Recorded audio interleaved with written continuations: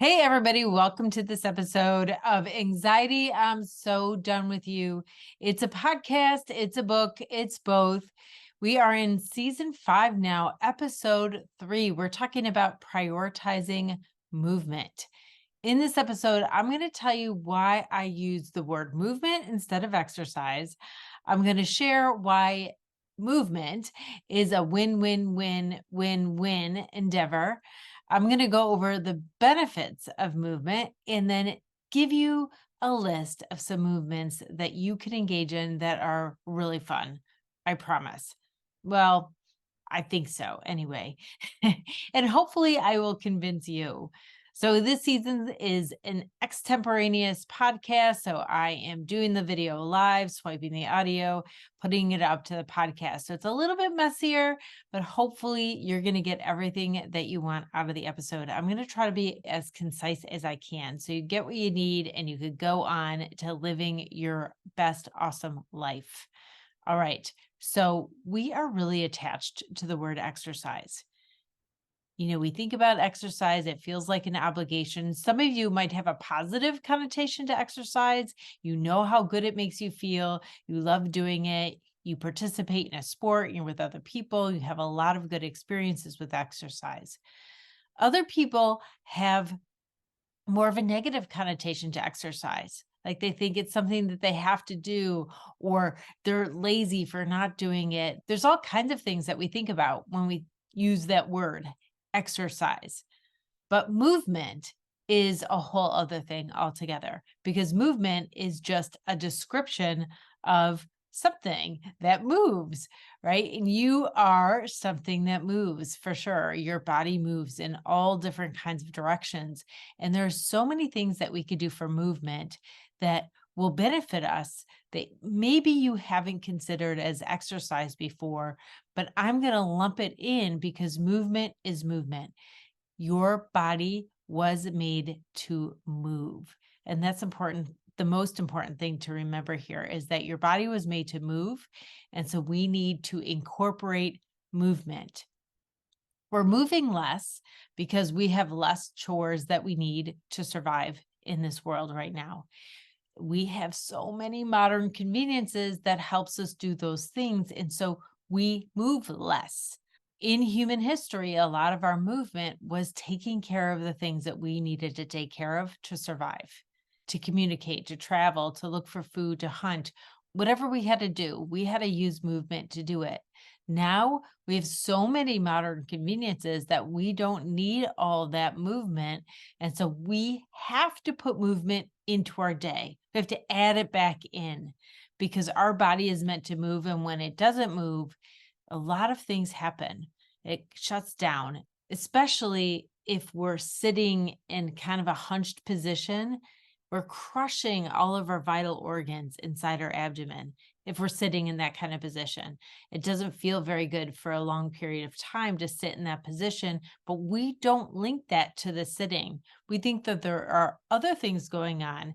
In fact, a lot of studies say that if you sit in that position for a long time and don't get up and move around, you die quicker. And that makes a lot of sense because your organs are smushed. They're not receiving that vital energy or that vital oxygen flow through them. They're not able to function at their high level and they begin to die off. I don't mean tomorrow. I mean, this means your whole lifespan. So if you're a young person, that might not trigger you yet. You're not worried if you die at 80 or 88, but when you're 80, you will want those extra 8 years. So do things now that help extend that time for yourself. Okay, so movement has less attachment. We know we could engage in any kind of movement and it is going to benefit our body. So we want to do that. So movement could be linear or nonlinear. Linear movement is like walking or running. It's back and forth, back and forth. It's more symmetrical. And so you're only getting the front and the back of your muscles. The same muscles are triggered back and forth. So they build up, but you're not building up this nonlinear movement in all different directions. If you walked on a straight path, you'd have linear movement. But if you walked in a path in the woods and you were up and down and around stumps and those kind of things, that would be nonlinear movement. You have different ways that you're moving. And the studies show that nonlinear movement is better for your brain. It keeps your brain healthy longer. One of the best activities for people who are growing older is ballroom dancing because it's nonlinear. Their brain has to think about movement in all different ways. And it not only helps them physically, and it does help them physically, but it helps them mentally. It keeps them mentally sharp and that extends their life. So think about movement and think about incorporating a lot of nonlinear movement if you can. Linear movement's great. It's fine. It's walking, but try to incorporate dancing, hiking, or playing different sports that has your body moving all different ways. Even if you're doing a exercise routine, like with weights, try to use the weights in a nonlinear way as well, like carry them or put them around your head and around the world. Different things so you use different muscles, but but don't forget it helps physically and mentally, which takes us in to our my next point here is that exercise is a win endeavor. Win-win. That means everybody wins. Well, this is so great. All movement is so great that it helps you win in 5 areas. In the book, I list 4: physical, mental, relational, and emotional. But I'm going to add spiritual here because I usually talk about these realms of your body or of your person. And the realms of your person or the realms of your body are physical, emotional, mental, and spiritual. Usually I list those 4. In this, I'm adding relational because I think it's really pertinent. The first way exercise benefits you is physically. So, physically, when you engage in exercise, you're putting endorphins and amino acids into your brain, giving you some energy. Giving you energy over time helps you feel happier and healthier. It builds your muscle. And when you build your muscle, your metabolism goes higher. So it's easier to stay fit and feeling really good and energized. And also, it helps your cardiovascular system get really healthy. And that helps your heart live longer. Another benefit from having your muscles very strong is that your bones stay really strong. When you lift weights, your bones get very strong. And when your bones are stronger, you have less chance of osteoporosis when you're older and you stay healthier longer. You have less breaks, less problems, less infections, all of that good stuff that's really important. And I know, again, you're young and you're not thinking of how do I keep myself healthy later. Listen, I'm using those markers of the fact that it helps you live longer and prevents problems later in life to let you see that it's healthier now. The benefits now are a little more ethereal.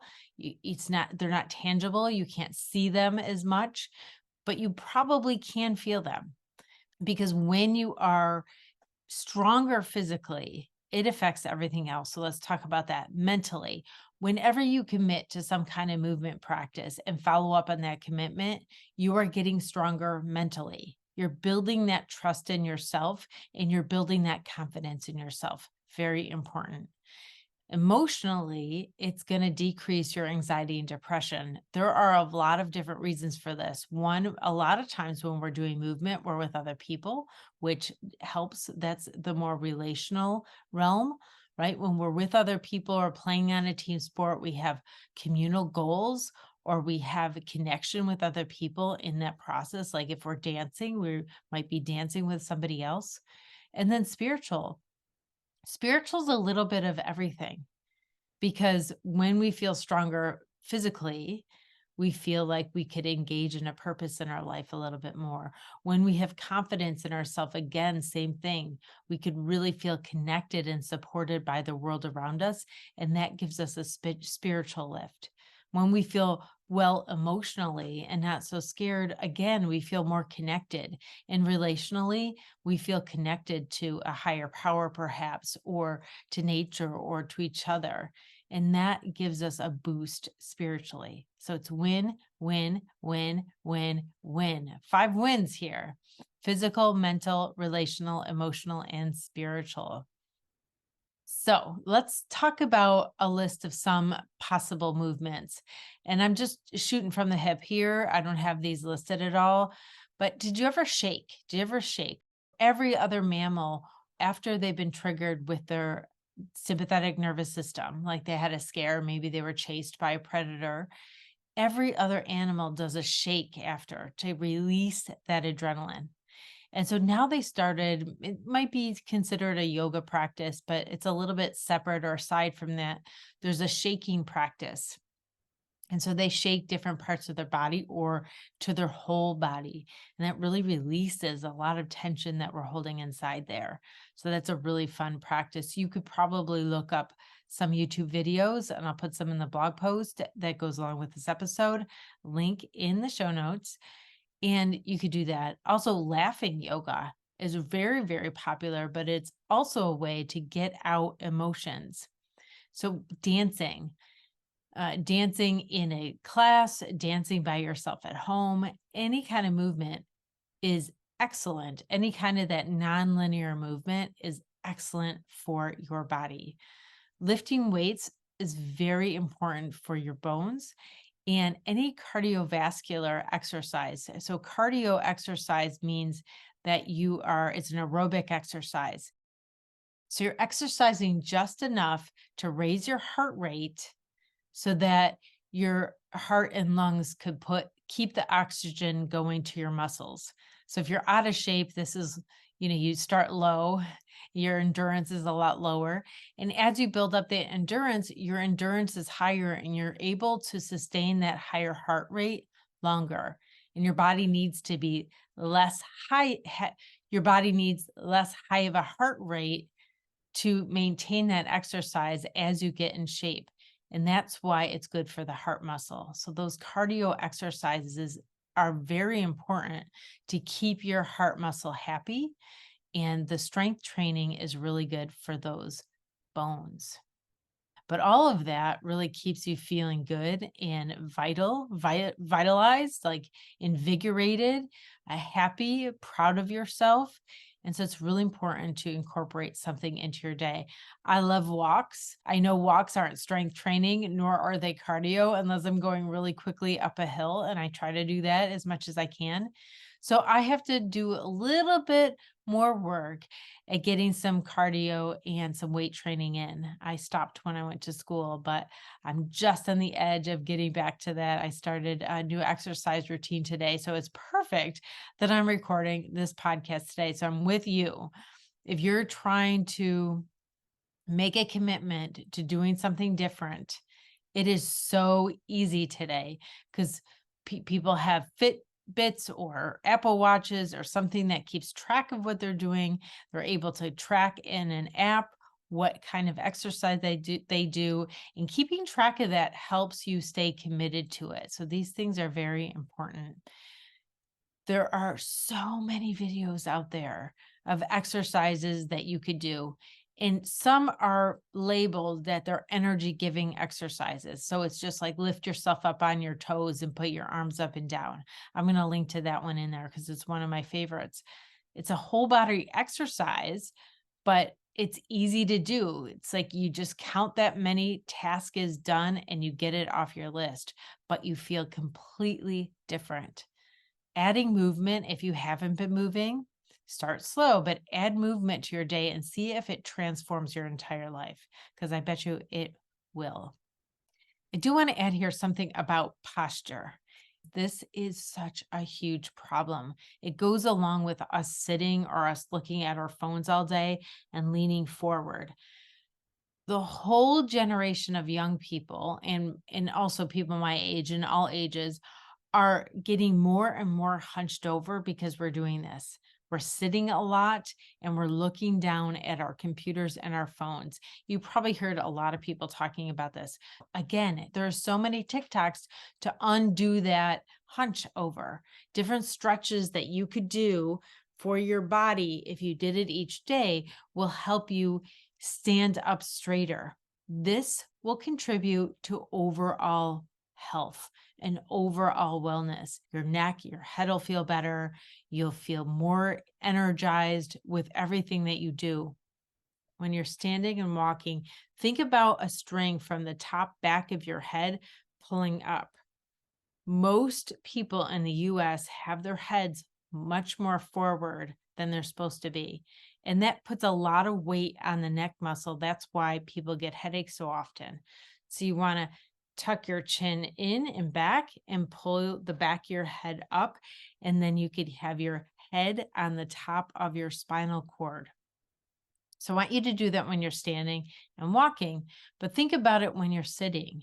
When you're sitting, your hips should be above your knees so that you could stand up in your body, right? So from your sits bones and your bottom all the way up, you're sitting on your sits bones instead of curled over, sitting hunched over in a chair when all of your organs are getting smushed. So when you're in a chair, if your hips are above your knees, like I said, and you're standing up in your seat, your organs have enough room. They have the same amount of room that they have if you're standing up that way. That will keep you very healthy and happy. You could even take your legs apart so that you could stand up a little bit straighter, and that should help as well. Then think about it when you're lying down too. So you could be lying down and you could be curled in a little ball. Same thing. You're going to spend a lot of time of your day curled in a ball. So again, when you're sleeping, make sure your head is aligned. A pillow between your legs or under your arm if you're lying on your side to keep you straight, to keep your spine in neutral. And that will make you feel a lot better. Hopefully it'll help you sleep better. That's always a bonus, but it'll make you feel a lot better during the day if you use those precautions. All right. Well, thank you so much for joining this episode. We went over the word movement versus exercise. We talked about how movement is a win-win-win-win-win endeavor. We went over some of the benefits of exercise and the types of movements that you can engage in. And I added a little discussion about posture. Thank you so much for listening to this podcast, Anxiety. I'm so done with you. With me, Dr. Jodi. Please comment and share and leave me 5 stars on Apple Podcasts. I really appreciate you. And until the next episode, please hang out with me on TikTok and YouTube at Dr. Jodi. The next thing to prioritize is nourishment, whole nourishment. Read chapter 5, section 4, and I'll see you there.